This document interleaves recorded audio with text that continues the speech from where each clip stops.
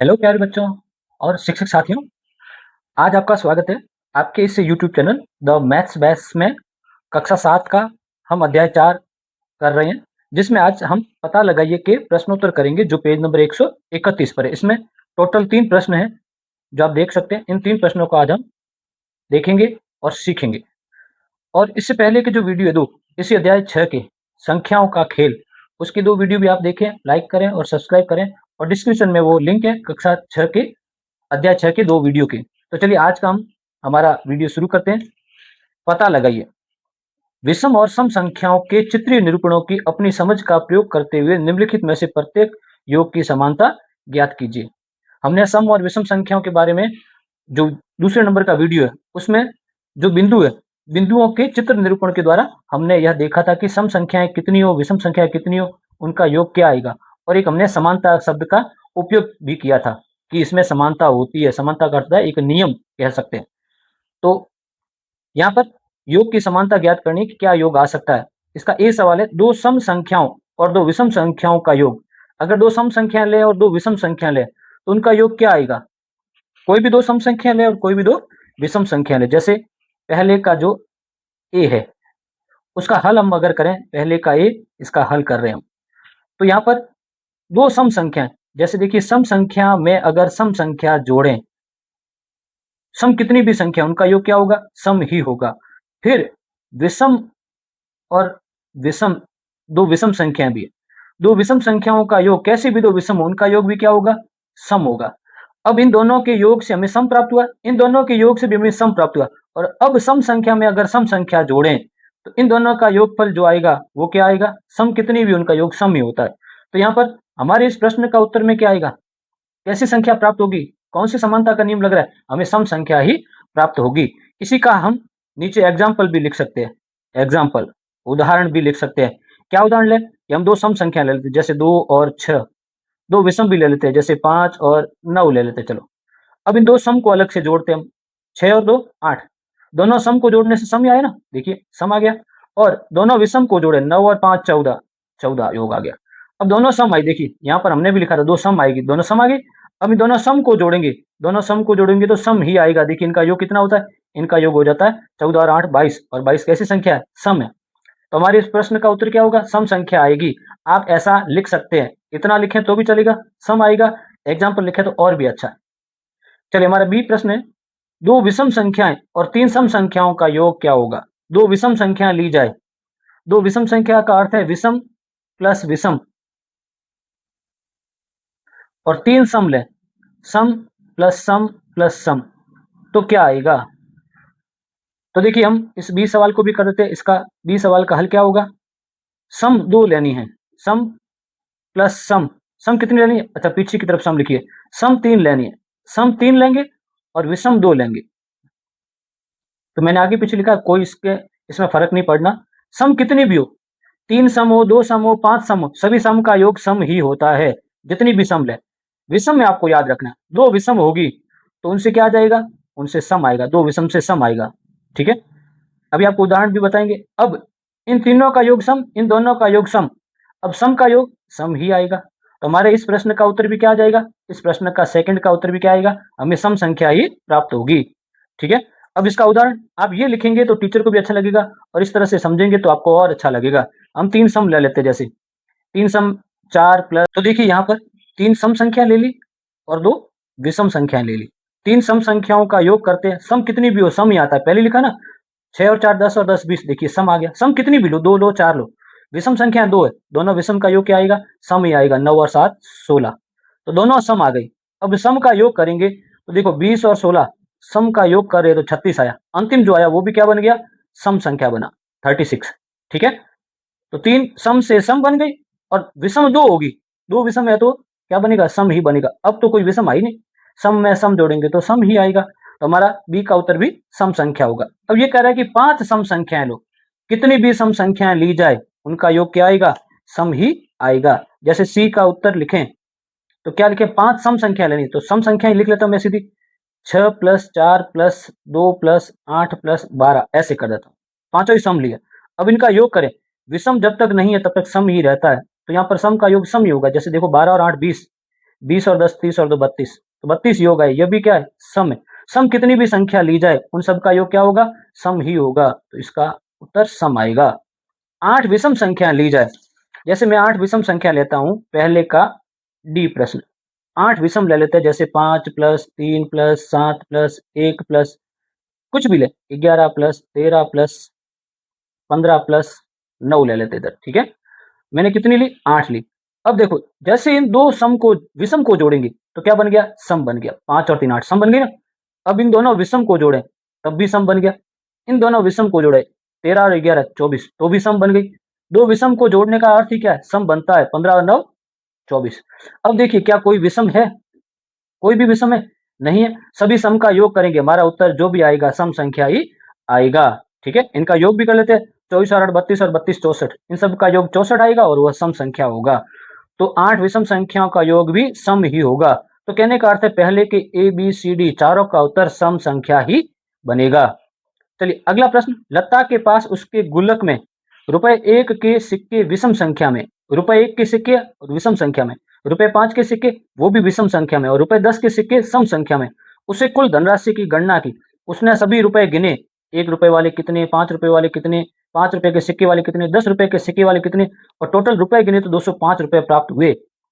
क्या उसने गणना में त्रुटि की है? क्या लता ने सही गिने या कोई त्रुटि हुई है? यदि कोई त्रुटि नहीं हुई है तो उसके पास के प्रत्येक सिक्के कितने कितने हैं? 1 के कितने हैं, 5 के कितने हैं, 10 के कितने हैं, आपको बताना होगा। यदि उससे कोई त्रुटि हुई है, यदि उससे कोई गलती हुई है, तो आपको बताना भी पड़ेगा ऐसा क्यों हुआ होगा। तो यहाँ पर हम देखते हैं कि लता के पास जो सिक्के हैं, वो सिक्के 1 और 5 और 10 के रूप में, 1 रुपए के सिक्के जो है वो कैसे है? विषम संख्या में। विषम संख्या का अर्थ होता है कुछ भी संख्या मान लेते हैं। जैसे मैं मान लेता हूँ 1 रुपए के उसके पास मान लेते हैं 15 सिक्के। 1 रुपए के 15 सिक्के, तो 1 रुपए के सिक्कों से कितने रुपए हुए? 1 रुपए के 15 सिक्के तो 15 रुपए तो हुए। 1-1 रुपए के 15। अब 5 रुपए के सिक्के है ना, 5 रुपए के सिक्के, 5 रुपए के सिक्के भी कैसे हैं? विषम संख्या में। कैसे है? विषम संख्या में है। विषम संख्या में है तो 5 रुपए के है तो एक सिक्के के 5 रुपए लगेगा। 5 रुपए का सिक्का है ना, ऐसे मान लेता हूँ, मैं मान लेता हूँ 9 सिक्के हैं। 5 रुपए के 9 सिक्के हैं, तो कितने रुपए बन गए? 5 रुपए के विषम संख्या का अर्थ है 9, 11, 13, 7, 5, 3, 1 ऐसा मानना है। तो 5 रुपए के 9 सिक्के, 9 पंजे 45 रुपए हो गए, ठीक है। अब 10 रुपए के सिक्के हैं। 10 रुपए के जो सिक्के है ना, 10 रुपए के जो सिक्के है वह विषम संख्या में नहीं है। वो कैसे है? सम संख्या में। कुछ भी सम संख्या हम मान लेंगे। 10 रुपए का एक सिक्का होगा तो 10 रुपए होंगे। ऐसे मान लेता हूँ 4 सिक्के मान लेते हैं, ठीक है। रुपए पूरे 205 6 100 बनेंगे, वो उससे कोई मतलब नहीं, हमको सीखना है। 10 का गुणा 4 से कर लेते हैं तो कितना आएगा? 40 रुपए। अब अब यदि 1 रुपए के विषम संख्या के सिक्के हैं, 5 रुपए के भी विषम संख्या के सिक्के हैं, और 10 रुपए के भी विषम सम संख्या के सिक्के हैं, हमने कुछ मान करके किया, ठीक है। अब इनका टोटल करें तो देखो, यह 15 विषम संख्या है और यह भी विषम संख्या है। विषम और विषम संख्या का योग करेंगे तो क्या आएगा? सम संख्या आएगा। और यह भी कैसी है? सम संख्या। इन तीनों का योग करें, जिसमें 2 विषम है और 1 सम है, इनका अगर तीनों का योग करें, इन तीनों का योग करें तो क्या सम संख्या आएगी या विषम आएगी? सम आएगी। अभी हमने समानता का नियम पढ़ा है, दोनों विषम से सम बनता है। अब ये दोनों विषम सम बन गई, सम और यह भी सम, तो टोटल तीनों का मिलाकर के उत्तर कितना आएगा? सम में सम जोड़ेंगे तो सम ही आएगा। आप इनका टोटल करके भी देख सकते हैं, 45 और 15 60 और 40 100, इन सब का योग 100 सम बना, 2 विषम और 1 सम से। तो यहाँ पर कोई ना कोई सम संख्या आ सकती है। हो सकता है हमने ये माना है 100 बना, हो सकता है कि उसने गलती की है, हो सकता है कि वो रुपए 204 होते, 206 होते, 208 होते, 200 भी हो सकते थे। कोई ना कोई सम संख्या होनी चाहिए थी, कोई ना कोई सम संख्या होनी चाहिए, क्योंकि 1 रुपए के विषम सिक्के होंगे तो विषम संख्या ही बनेगी। कुछ भी हो विषम संख्या बनेगी। 5 रुपए के सिक्के विषम संख्या में हो तो विषम संख्या ही बनेगी, और 10 रुपए के सिक्के सम संख्या में हो तो वो सम संख्या ही बनेगी। यानी कहने का अर्थ है हम कैसा भी जमाएं, इन तीनों के योग से सम संख्या ही आनी चाहिए। लेकिन लेकिन लता ने गिना तो 205 रुपए प्राप्त हुए। 205 रुपए का अर्थ था ये विषम संख्या, 205 पीछे 5 है। क्या ऐसा संभव है? लता ने 205 रुपए विषम संख्या के रूप में प्राप्त किया, जो संभव नहीं है। क्यों संभव नहीं है? क्योंकि अभी हमने गणना की है, क्योंकि योग सम संख्या ही होगा, सम संख्या ही होगा। तो ये हमारा कारण भी हो गया। लता ने गलती की है, उससे त्रुटि हुई है। क्या त्रुटि हुई है? कि उसने विषम संख्या बता दिया। विषम कभी नहीं होगा, कुछ भी हो सम संख्या ही आना चाहिए था। चलो अगला देखते हैं, हमारा प्रश्न नंबर 3। प्रश्न नंबर 3 में सबसे पहले इसने कुछ बताया है कि हमको पहले से कुछ जानकारी है, समानता के नियम है ये समानता के नियम है। दो सम संख्याएं जोड़ेंगे तो सम संख्या आती है, सही है। दोनों विषम जोड़ेंगे तो सम आती है।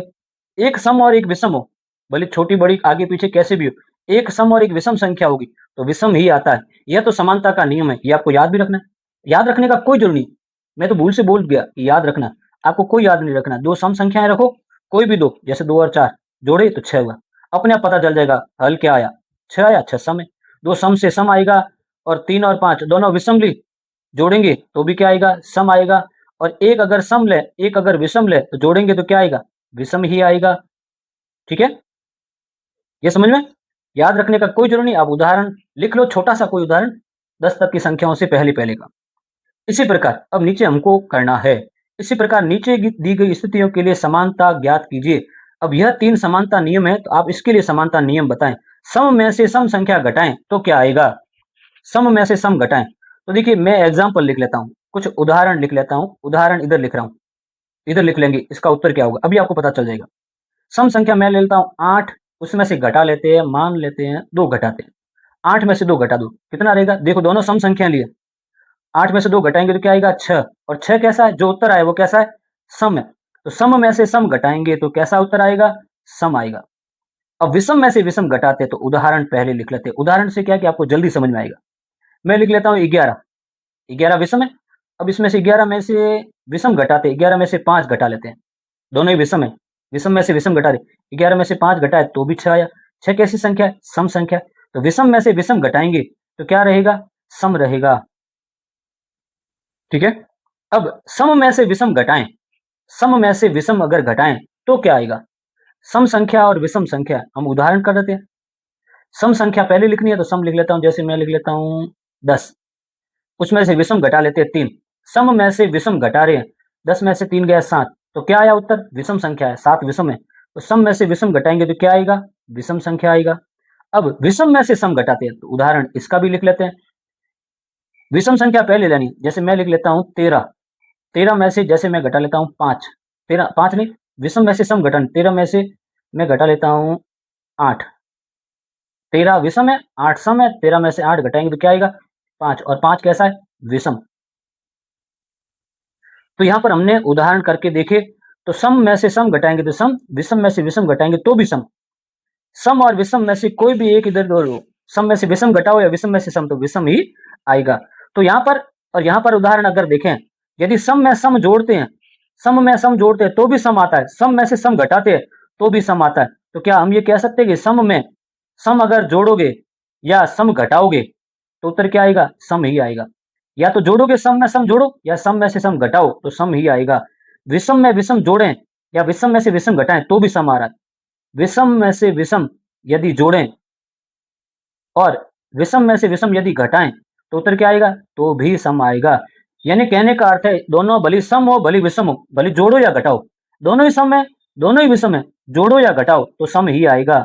ठीक है, अब अगर एक विषम और एक सम हो, विषम आगे हो या पीछे हो, विषम में सम जोड़ोगे या घटाओगे तो क्या आएगा, विषम ही आएगा।